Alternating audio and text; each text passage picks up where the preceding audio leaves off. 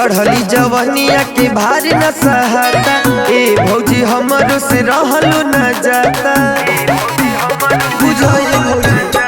चढ़ली जवनिया के भार न सहाता। ए भौजी हमसे रहलो न जाता। निदियो नया बेला रतिया में सैया संगे रही मन करता। गावना कर दे हमर भौजी रे दोनों जोबन छन छन करता। निदियो नया बेला रतिया में सैया संगे रही मन करता। अरे गवना करा दे हमर भौजी रे दोनों जोबन छन छन करता।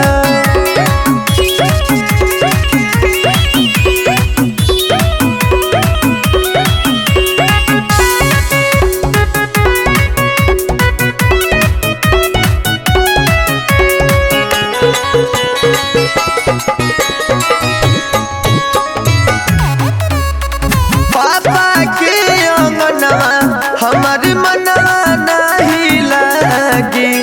पोरे पोरे देहिया पिरा रातों भरा फेरी करवटिया रे भौजी सैया बिना बड़ा रे बुझा।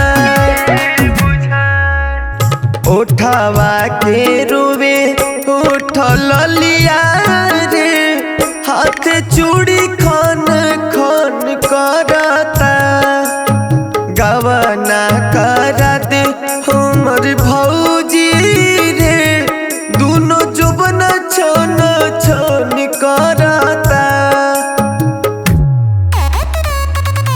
उठावा के रोवे उठल लिया रे चूड़ी हाथे खना खन करता।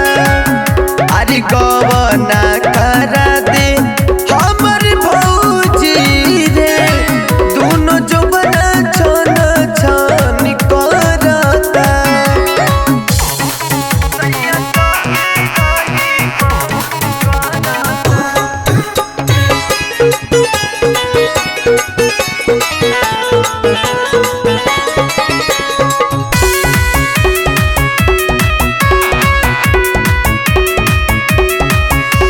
संगही के सखी सब ससुरा में गईली जाके उहाँ भइली लड़कोर। दिने दुपहरिया भौजी राते भोरा हरिया पाँव के पायलिया कर सोर।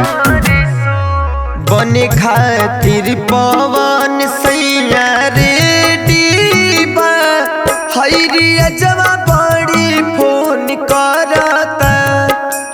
अगवना करा दे हमर भौजी रे दोनों जोबन छन छन करता।